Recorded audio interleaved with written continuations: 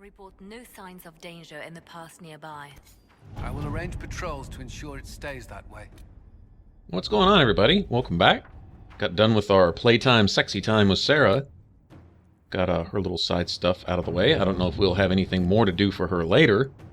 But right now I'm just picking up some old missions and stuff. If you remember when we were in the Exalted Plains, we had a tunnel that we needed to dig out to get to our new campsite. Whatever that's going to lead to. Now that's going to be totally new to me. That's I'm completely blind in that, so it's going to be a fresh experience, at least for me, if not you guys watching. And then we also need to repair the bridge that leads to that other area, which I also have never seen before. I've gotten some eyes on a few things in the game, but a lot of it will still be the mystery.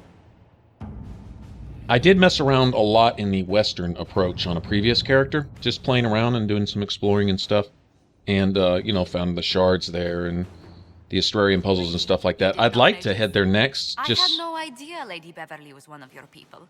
You might have told me before I embarrassed myself. Just to get the rune patterns would be a good reason to go there, if nothing else. But there's a lot of other stuff to be had. Another dragon to fight, and he was pretty cool. He was one of those that generated guard for himself, and that was a pretty cool fight. I did a video on that, but we'll go kick his ass again, just for funs.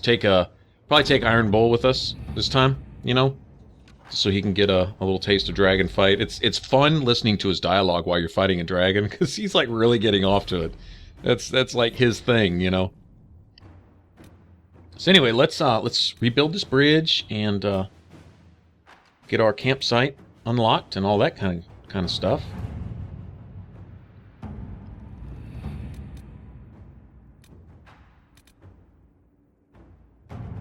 There we go. This is for the campsite itself, I think.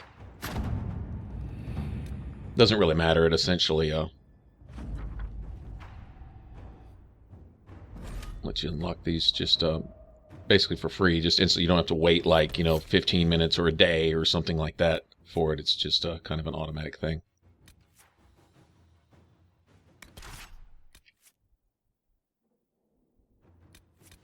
I don't know that it really matters too much who I take with me. I think somewhere up here, if I remember right, there was a marker for one of Cassandra's little personal quests.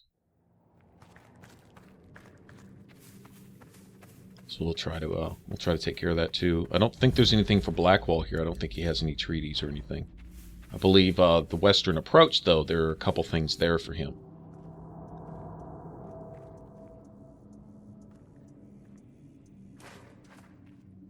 Now, I'm really not gonna try. I'm gonna try not to over worry too much about over leveling. I've been kind of, you know, trying to keep things on an even scale, you know, where I don't walk into an area at level, I don't know, you know, 20 something, and the area's only like level 11 or something. You know, it's kind of ridiculous. But if, you know, in exploring and playing the game, if that happens here and there, you know, if there's an area where when we go in we found out it's probably something we should have done a while ago, you know, that's fine, whatever.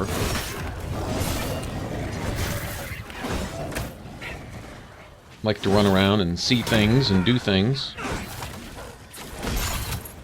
I'm certainly not going to get everything in this playthrough, no matter how hard I try. There's just so much. I don't even know that I'll visit every map. I'd planned to. I guess I'll try to. But then once you get there, there's so much stuff to do in each one. It's almost like a game in and of itself.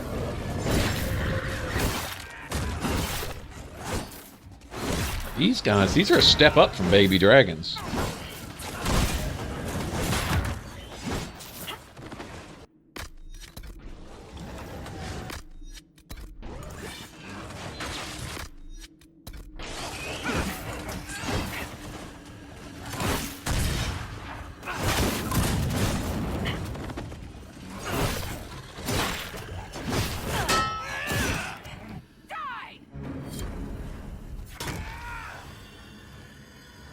Alright, so this is our campsite area, this grove. I'm assuming enemies won't be respawning like just right here anymore after this. Okay, this Gurgut weapon, I thought that was a dragon thing, and I guess essentially it is in a way, but I remember picking some of that up off of the, what was his name, the Ferelden Frostback dragon? Back there in the hinterlands? He dropped some of this. I don't know what the relation is. It may have just been a random loot item. But if it's a dragon part, then these are most definitely mini dragons. Maybe they're teenage dragons or something, as opposed to the baby dragons. Alright, so there's a couple different ways to go here. New area to explore. I didn't realize how big this map just really was. Considering this area we've been running around in for the last, I don't know, dozen videos or so, whatever, it's been pretty big already up to this point, and there's still a whole area. I know there's some elves over on the western side of the map. So, Seeker, your Inquisition grows. It was never my Inquisition, Solas. You did the brutal, thankless work of putting the wheels in motion. Do you feel no regret at letting that power pass to another? I did my part, but the power you describe was never mine to carry. I know myself, and I cannot be the leader we need. Thus, I have no regrets. You surprise me again, Seeker. Your opinion of me must be very low for me to surprise you so often. Yeah, right? Low, but realistic. Very few, however honorable, release power they have won. That's true.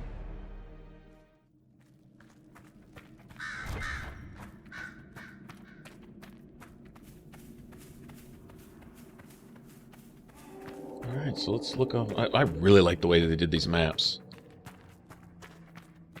Not just the lighting and stuff, but just the, you know, the detail. Each environment is really, really unique.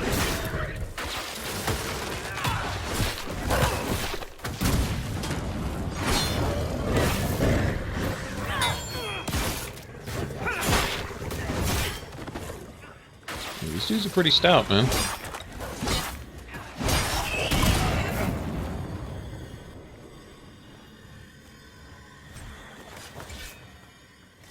Be leveling up here pretty soon. One thing I noticed, you know, of course, the higher level, the more XP you need, that my followers are lagging behind.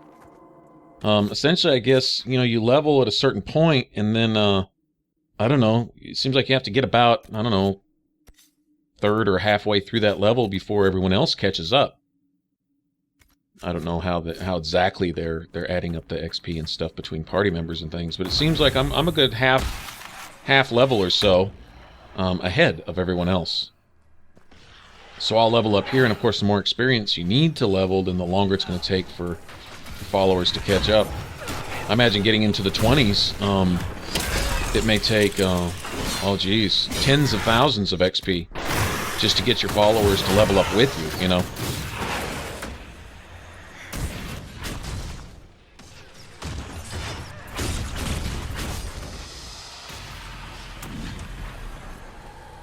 We can't take out some of the trash before it even starts.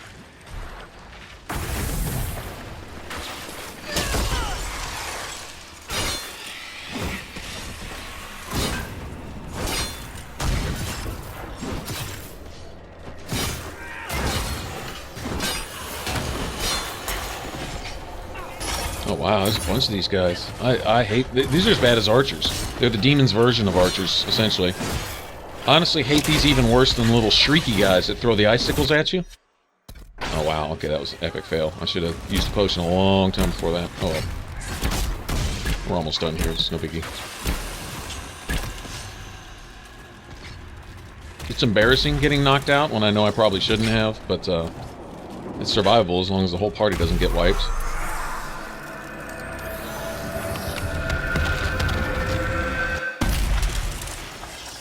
I can humble myself and admit that I'm only human. Or, well, Canary in this case, but whatever.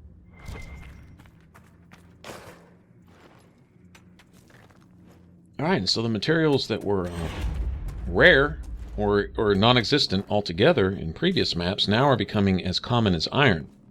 So I'm assuming we'll start finding some even better stuff.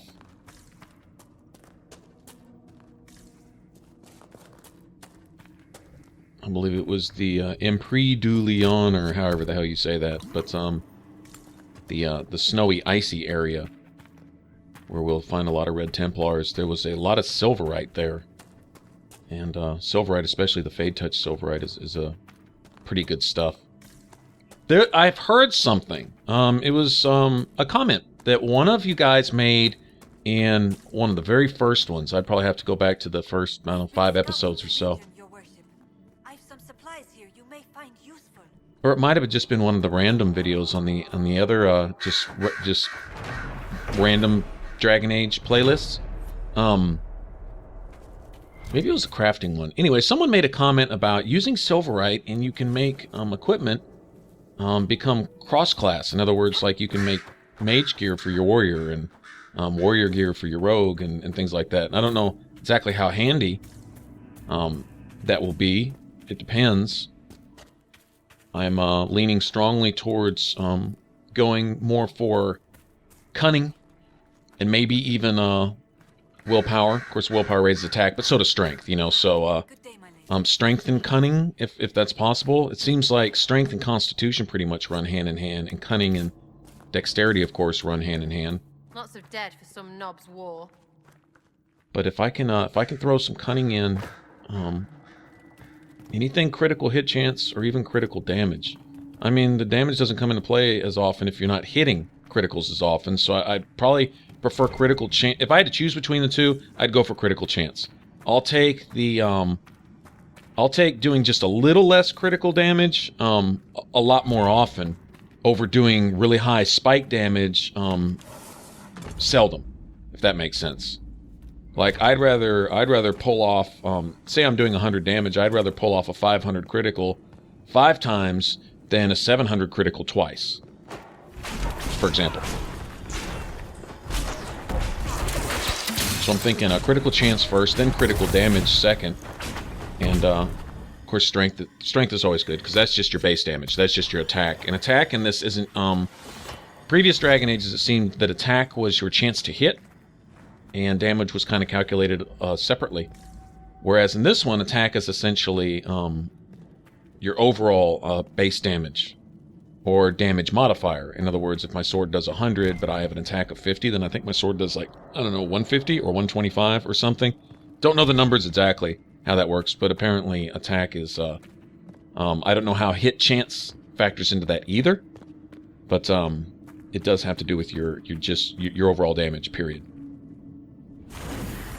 So it's cool how they've tweaked things. They haven't just completely just gone away from one thing, gone to another. They've just thrown in some fresh changes to make combat fresh, makes, you know, some new things to learn, different ways to build, take the same kind of stats and utilize them a little bit differently.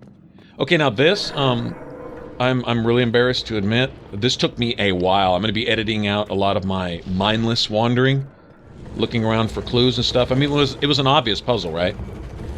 And running around and testing things to see what made what do what, that type of thing. And so, you know, there's torches to light and levers to pull and this and that, and then areas where, essentially, there were puzzles like this in previous Dragon Ages also, where players had to stand in certain spots, and once you had them there, you would make them wait, and then control another player to go stand somewhere else and make them wait there, and, you know, pressure plates, and, or, you know, you sit over here, turn this lever while you go over there and, you know, push that button and that type of thing. And so there was a lot of that here. And, like I say, this is completely blind. This is my first time here, and I'm not going to wikis and other YouTube videos and stuff to solve this type of stuff. I'd like to try to figure it out on my own if I can. This did take me a little longer than I would like to admit. I'm not gonna lie, it was bad. I did a lot of wandering, but did get her done anyway. And this essentially becomes a kind of a backwards path to another area, which, if you remember from the Grove, where our campsite is, there was basically 2 directions to go. This is like the long way, and then the other way is kind of like more of a shortcut type of deal to get to the same area. And it's a big, I don't even know what you would call it, fen or a swamp, or really not sure. So we also found a big surprise for us waiting there. We'll get into that in a later video, but for now, it's basically running around. You'll see the pattern. It took me a while. Like, I kept relighting these here and there, like thinking, okay, now this one was obvious, okay? But I had to find an extra lantern over there, and I didn't realize these side areas were unlocked by one of the levers, and it unlocked side doors, and then once you got in there, you push it again, and it would unlock another door. Like, I need to get through this door, but that door is unlocked by the first lever. Once I'm in there, if you hit that first lever again, it closes the first opening door and then opens that second door. One goes up and the other goes down. See? Alright, so it took me, yeah, like I say, way too long to figure this out. But also I noticed these gates that go down here by pulling the lever are lit up by lanterns. I didn't notice that at the time. I only noticed that looking back at this. When I was editing this, I was like, oh wow, okay, well that's not just dead obvious. But I admit I didn't see it the first time. Anyway, so have my character wait there, and now, alright, that's the lever to make the archer do his thing. And then this other lever over here, like I say, I'm wanting to hit these friggin' lights every time I walk by them. This one over here closes the door my main character's hiding behind. But then it will open another door on the other side, see? Now I can't get out, but now I can get through here. Which, for those of you that have done this puzzle, I mean, it's just brutally obvious, but, yeah, whatever. Right, so get in here, and now being in here, I guess light this, and then, of course, if I remember right, this was kind of a time thing. I had to light that, and then light the other ones too, or something. I don't remember exactly what I did here.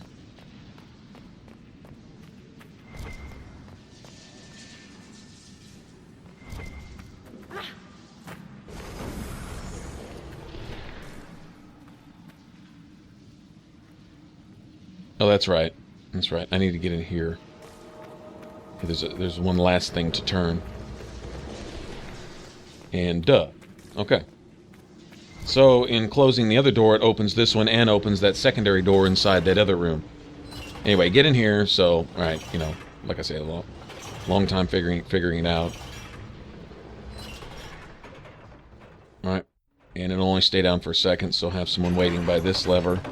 And have the archer where that's going to be its next shot, because that pillar would go back up relatively fast.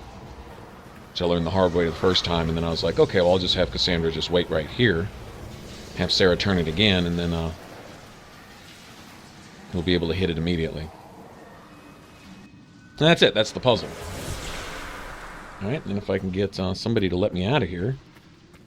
I'm assuming if I travel far enough, all my characters will catch up, but since I'm in a locked room, I was thinking, you know, this could glitch, maybe. So just to be on the safe side, I'll go physically actually pull this lever and let myself out.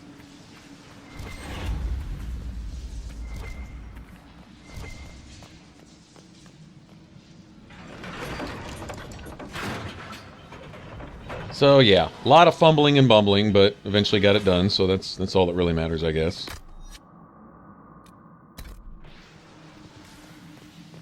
It's alright if it's ugly as long as it works, right? Nothing really epic for me in here, though. Well, not in my opinion, I guess. I think maybe if I was playing another class, this might come across as being more epic.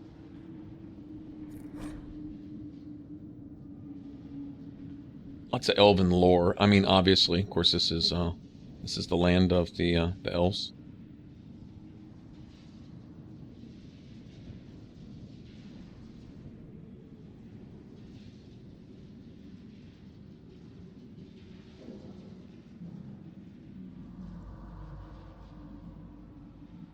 Alright, now I admit, not having spent the kind of time I have in other codexes and stuff,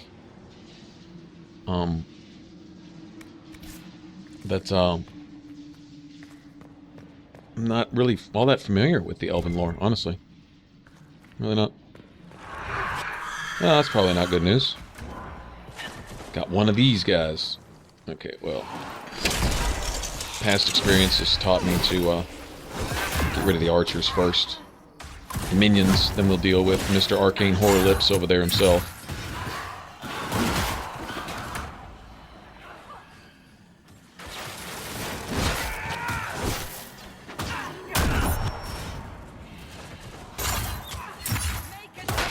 Okay, now, Cassandra can take those, that barrage of spirit stuff that the Arcane Horror is throwing out. She can take it. He can one-shot me with that. Well, I don't... He can one-shot me with one full volley of that. Let's put it that way.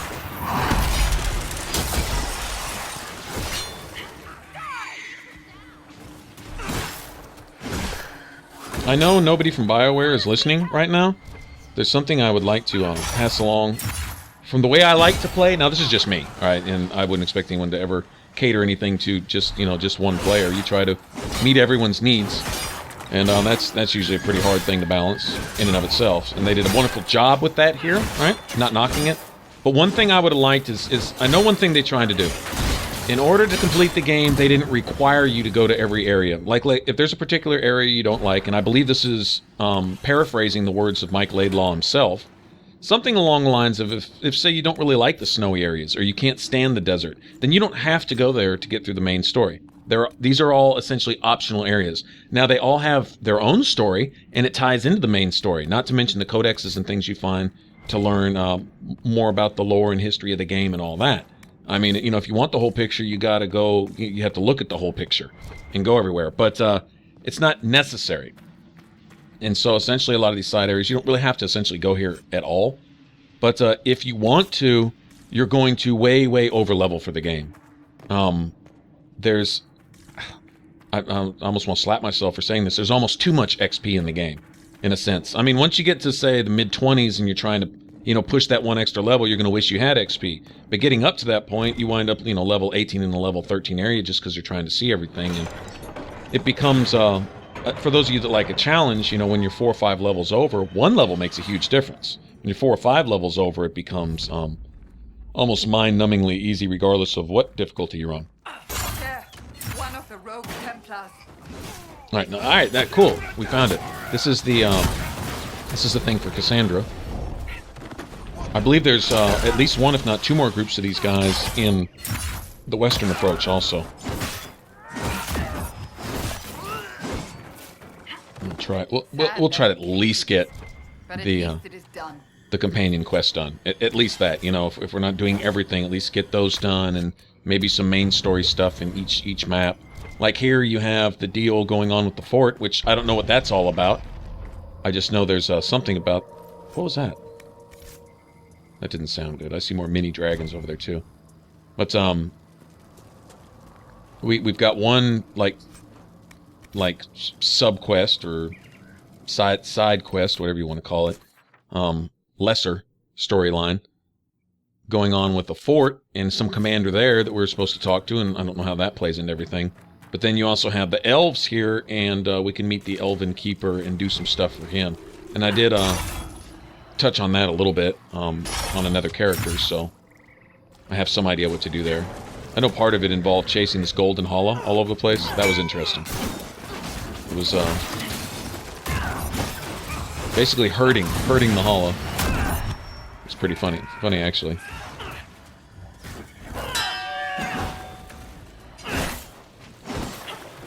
Alright, this guy.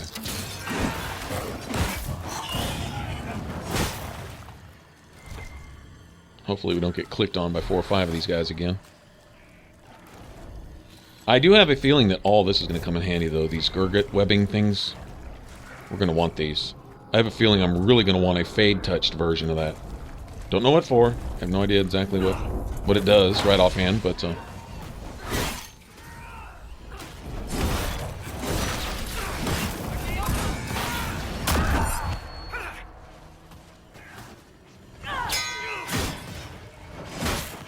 You notice the multiple hit points? Hittable areas on these guys.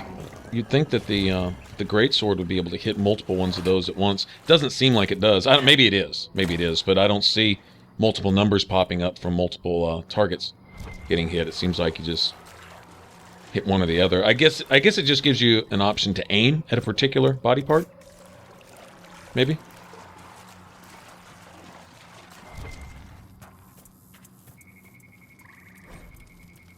That looks suspiciously like an area where a codex might be hiding.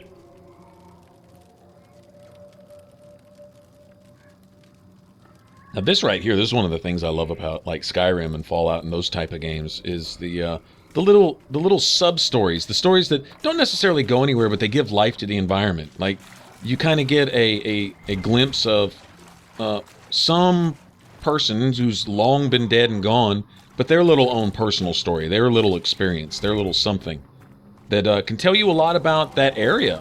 What happened you know, one little tiny event can give you a good idea on some major stuff that happened around there. Like they may give you a, they may kind of set a tone for some things that were going on there way back when, and might even shed some light on huge lore-oriented events overall in the game, just by some little thing. You know, all those little facts, the little stuff adds up.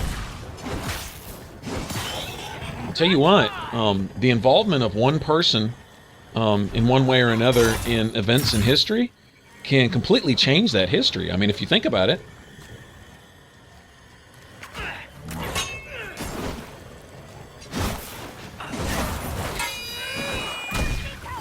And that's in just endless different ways. But like, you know, one person's around, like let's say you have a guy that ends a war with a gun, but the gun maker who made that gun or designed that gun wasn't around to make that gun. He died from some random event. I don't know, he gets hit by lightning out in the middle of a lake while he's fishing or something, and then that gun doesn't get made and history's changed. I mean, just for example, I'm getting way out there with that one, but just all the kind of like dropping a rock into a pond, and where the ripples go, you know, they hit every shore and they affect a lot of things. And so the smallest thing can really really change the course of stuff. And so reading these little letters and codexes, you find lots of little hints and lots of little views on things that you otherwise wouldn't have seen, that can shed light in a major way on much bigger events. Kind of how I see the game coming together, and the ability to write those codexes and place them in such a way as they fit in the world. They seem natural. You find this, and it sounds like something that would happen there, and then, you know, it tells you more about something else. And so it's not only taking a story, but writing all these little tiny chapters outside of it, you know, that all complement the main story. And it's just cool to me. I mean, wow, I couldn't do it. I guess it's, well, I don't know. I guess it's easy to be impressed when someone does something that you would never even think of even starting to accomplish, much less be able to if you had the idea. So, yeah, kudos to the writers for all that stuff. Now, this looks suspiciously like a dragon attack, okay? Big flamey area, things still burning. You know, maybe it's nightmare visions of my experience in the hinterlands with the Ferelden Frostback, but yeah. So you see, initially I didn't bother to explore over there. I think I'll go check this out over here.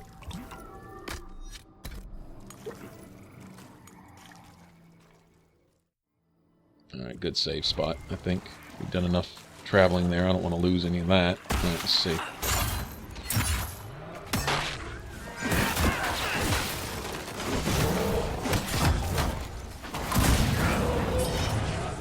I can definitely say this is the longest I've been on any character without having a full array of rings and equipment that fit my character and stuff. I mean, aside from the drops that I know I'm going to get from certain enemies, like, you know, the Frostback's going to drop that focus belt and stuff like that, but, you know, like Rings of Mighty Blow, Block and Slash, so on and so forth. Did pretty good for my tanks, but my mages are still without rings that complement their abilities. For example, picked up a lot of things like, you know, chain lightning and stuff like that, abilities I can't use. Would love a Winter's Grasp ring, would be just fabulous. Whether it increases the damage or duration, I really wouldn't care. I don't know if there's a barrier ring. If there's a barrier ring, that's just going to get unfair. And, wow, that's a lot of shades, man. Let's see if we can pull this one out. Kudos on Solus for raising me up here. Got a feeling I'm going to go right back down, though.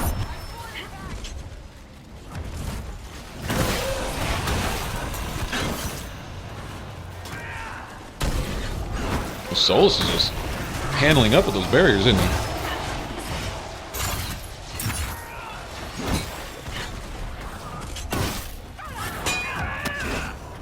Okay, well, so much for the barriers. Solus is down. I'm not sure what got him. All I see is this guy. Ah! Well, he slapped the shit out of me. Oh, that's funny. Last one standing. I see you, Sarah. You stay way over there. Okay, well that was just rude. Alright, so the fighting's getting good again. Everything's leveled. Everything's right here where I'm supposed to be. Keep it nice and interesting. Like I said, this is when it's good. If I came in here and I was 5 levels over all this stuff, it would be, yeah, just a little boring. I've run into a few fade rifts going back. It brushed against my leg. That's funny. Shut it. I'm right. It's wrong and horrible. So, yeah, I have gone back to some other areas and run across fade rifts that are, you know, like level 5 and stuff, and it's like, okay, 2 seconds later you're done, and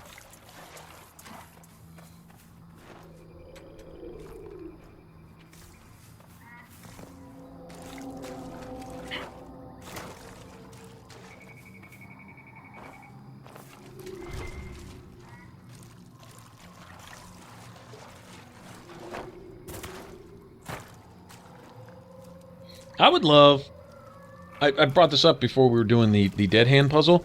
I would love if everything leveled with you and stayed where you were at, but you still had the diminishing returns on XP.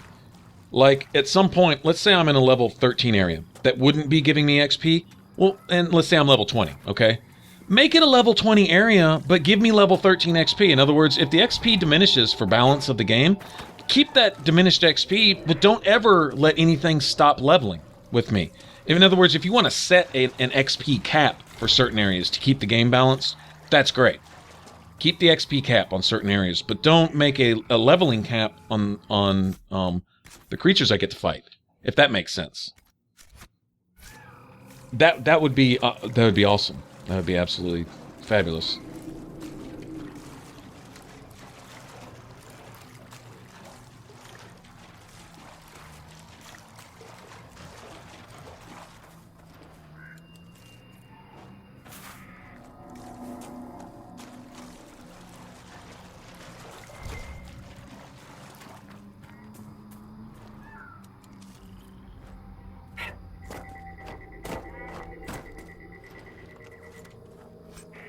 It's kind of out of the way up there. Another one of those items that I'm going to wind up selling to a merchant, and then I'm going to wish I hadn't later. I already know it. I can just see that's coming. As soon as I discover what those things are actually for, I mean, they may just be something to sell, but I have just this really, really sneaky suspicion that I'm going to need them for something at some point. These carvings and these lovers' knots and glass hollas and wooden Madbari figurines and all this other stuff. They have a special little symbol next to them, and that may just be the trash loot symbol, you know, money loot, but I don't know. I'm really hoping that's all they are, because I'm going to be crushed if I find out that I could have done some really epic stuff with all those things, considering how many I found. Especially when you're really thorough and you find a lot of everything, and you realize you could have had amazing stuff. Anyway, alright, so we got another Fade Rift over there, and looks like we have a dragon, a new friend to meet, over there also.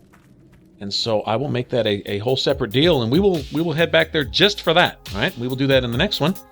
Till then, thanks for watching. If you want to subscribe, hit that button over my head. And for all my videos, click the boxes on the left. You guys take care. Remember, say hey, leave a comment below, and I will catch up with you guys in the next one. Bye-bye.